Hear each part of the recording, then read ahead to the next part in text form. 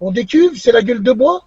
Parce que Salut tout le monde, j'espère que vous allez bien, c'est Actu YTB2 et on va regarder une story de Bassem Braiki au sujet du scandale de Cyril Hanouna qui est passé dans Complément d'enquête. Et après sa vidéo, je vous dirai mon propre avis, n'hésitez pas à mettre un pouce bleu et à vous abonner et bon visionnage.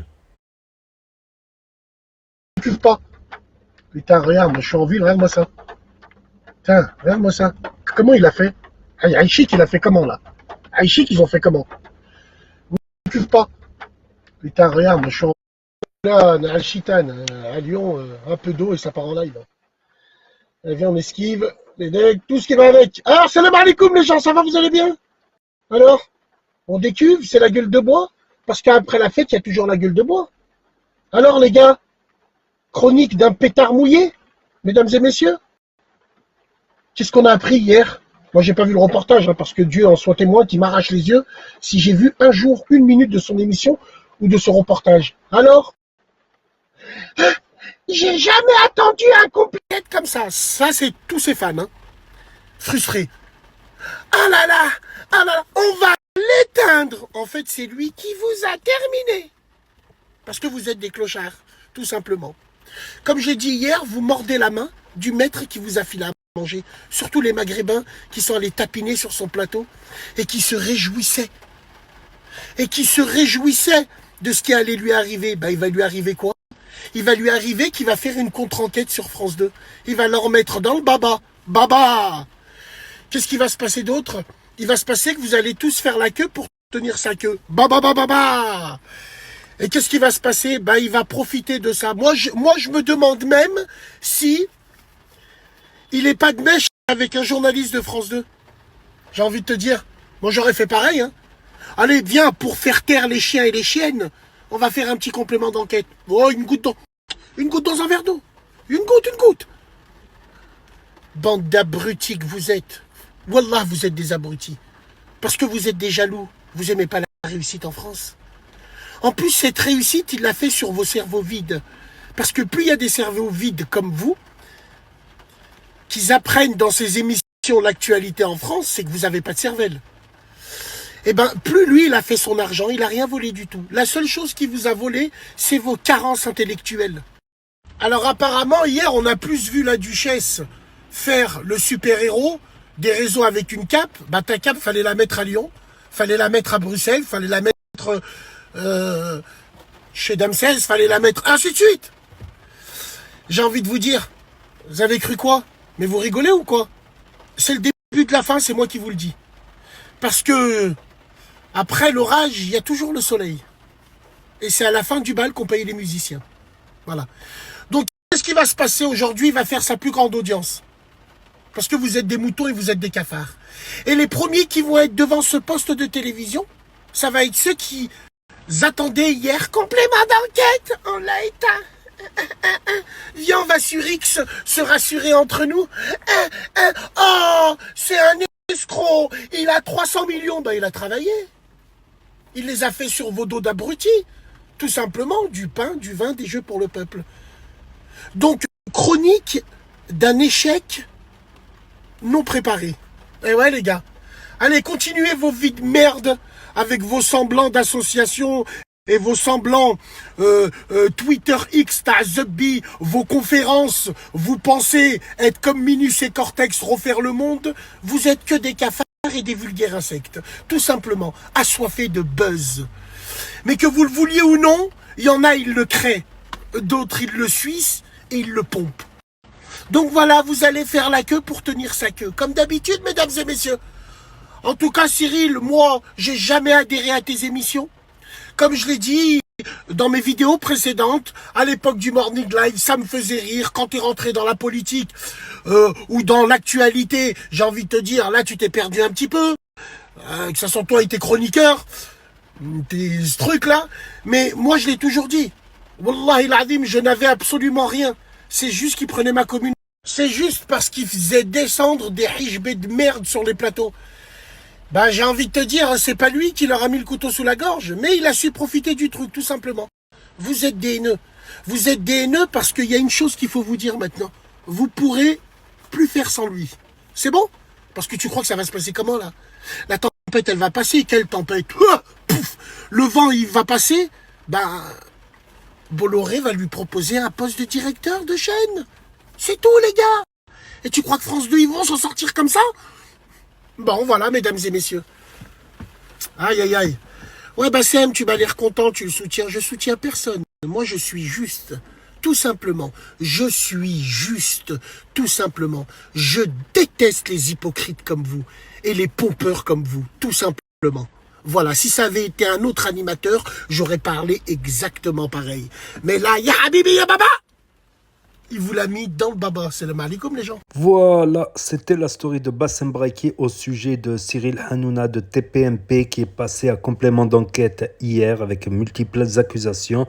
Donc je vais vous en parler. Après le Morning Live, il a fait que 3 mois, ça a été un échec, un gros bide. Après, c'est pas évident de passer derrière Michael Young ou de remplacer Michael Young. Tout. Mets ta cagoule. Morning Live, l'émission qui réveille le matin.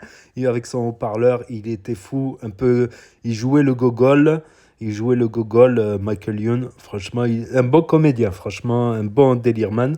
Et lui, il a essayé de faire un peu pareil, mais on va dire un peu plus vulgaire. Voilà, Michael Youn, il était débile, mais vulgaire, mais pas trop. Il était vulgaire, mais pas trop. En fait, Cyril Hanouna, il a été beaucoup plus vulgaire, voilà.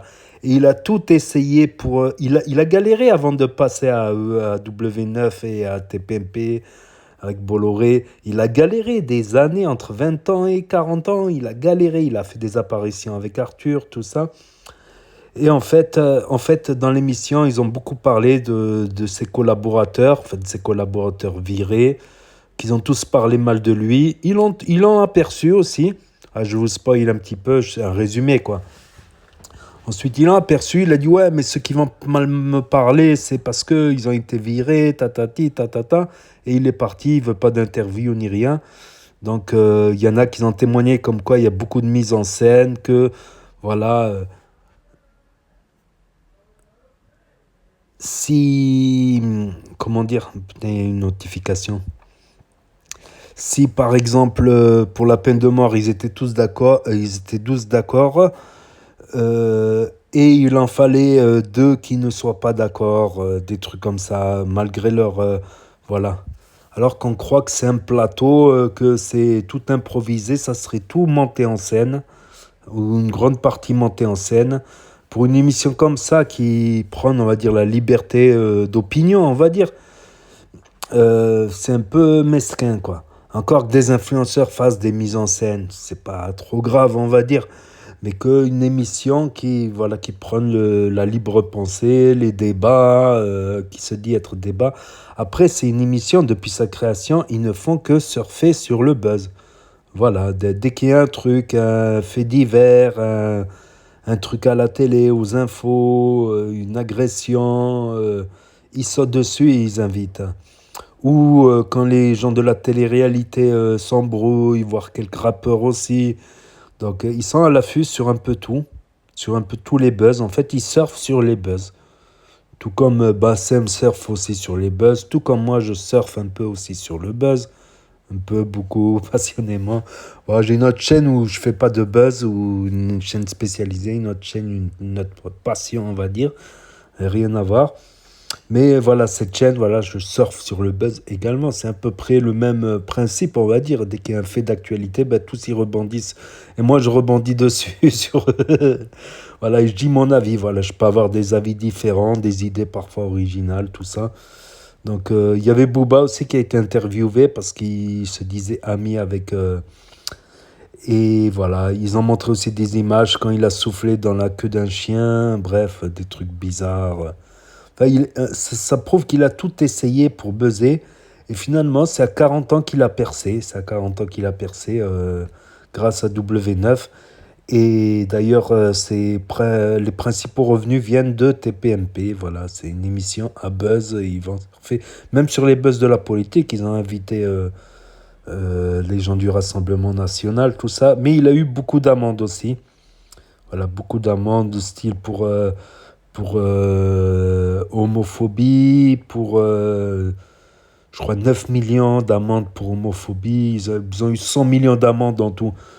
Après, bon, s'ils sont rentrés dans leur compte, voilà. Et c'est une émission très rentable parce que c'est un plateau, ça revient pas trop cher de filmer un plateau. Voilà, 30% de bénéfices, ce qui serait un record en France, hein, avec peu de moyens finalement, peu de moyens par rapport à la télévision, bien évidemment. C'est-à-dire qu'il y a les maquilleuses, il y a 10-15 caméras, ceci, cela, le public, les invités. Donc il y avait quoi aussi des amendes pour, euh, pour pub mensongère, pas pub mensongère, pour intox, hein, des hoax, c'est-à-dire des fausses infos, ou quand ils ont fait venir les 4 flics en disant que c'était une brigade spéciale, alors c'était pas une brigade spéciale, mais des anciens flics, ils ont menti, ou je sais pas quoi. Donc, et aussi quand certains de leurs intervenants, ben, des chroniqueurs, ouais, ben, je suis un peu chroniqueur aussi quand je dis mon avis, là maintenant je dis c'est mon propre avis aussi, et je fais un résumé ouais, aussi. Et quand certains de ces chroniqueurs, ils ont sorti des thèses complotistes, tatati, et ils ont tous sorti tous les pétards, voilà, toutes les histoires autour de Cyril Hanouna, comme quoi c'était un tyran avec tous ses chroniqueurs, ses collaborateurs, il fallait pas qu'un y parle, il fallait tous qu'ils baissent les yeux, tatati, tatata. Donc, il paraît qu'il est tyrannique dans le boulot. C'est le cas de certains chefs, pas tous, mais il y a des chefs qui savent être autoritaires, sévères, quand il le faut, mais pas tout le temps, tout le temps, tout le temps non plus. Ça, du harcèlement professionnel, tout simplement. Voilà, plein de choses voilà, que j'ai retenues. Ah oui, aussi, quand ils disent qu'il a acheté des propriétés, des yachts aussi. Et le paradoxe, c'est qu'il a acheté un yacht et il veut pas qu'on le voit dans le yacht, donc il se cache dedans. Il sort pas, il va pas nager ni rien, ni profiter du paysage, il reste à l'intérieur. Pourquoi? Parce qu'il veut pas se faire passer pour un bourgeois. Voilà, il a cette image d'homme du peuple, d'homme de la rue, on va dire. Donc il veut garder cette image d'homme de la rue, d'homme du peuple. Et on est arrivé à des paradoxes. Le capitaine il disait j'ai un chef étoilé, 5 étoiles au guide Michelin, tout ça. Et lui, il s'en fout, il veut juste des hamburgers. Hein. Il veut pas un filet de poisson sur sa nappe de sauce à la crème avec les fines herbes du jardin, avec une petite pointe de ciboulette. Non, non, avec un zeste de citron et de la décoration. Lui, il veut un hamburger. Il bouffe des hamburgers, des trucs, voilà, de la bouffe vite fait. Il y a plein de choses qui ont été dites sur lui. Après, est-ce que ça va lui casser? Bon, dernièrement, il a eu une perte d'audience, une grosse perte d'audience. Il me semble qu'il fait entre 3 et 10 millions de vues, on va dire, à la télé. Voilà, en direct. Et il paraît que ça a baissé d'un million ou quoi. Mais je pense que ça va le faire buzzer au contraire. Parce que dans le marketing, il y a pas de mauvais, comment dire, il n'y a pas de mauvaise pub dans le marketing, dans le commerce, il n'y a pas de mauvaise pub. Tant qu'on parle de toi, ça, voilà, ça fait du buzz autour de ça.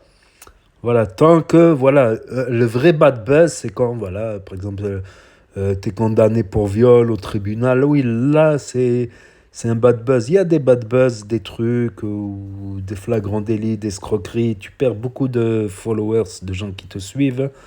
Voilà, voilà. Voilà, voilà pour mon petit avis à la fin aussi. Pour moi, il n'y a pas de... Voilà, tant que ça va pas au tribunal, tant que c'est les tribunaux 2.0, les tribunaux d'Internet, ça fera de la pub quand même. Il y a pas de mauvaise pub en marketing. Voilà, en marketing, en commerce.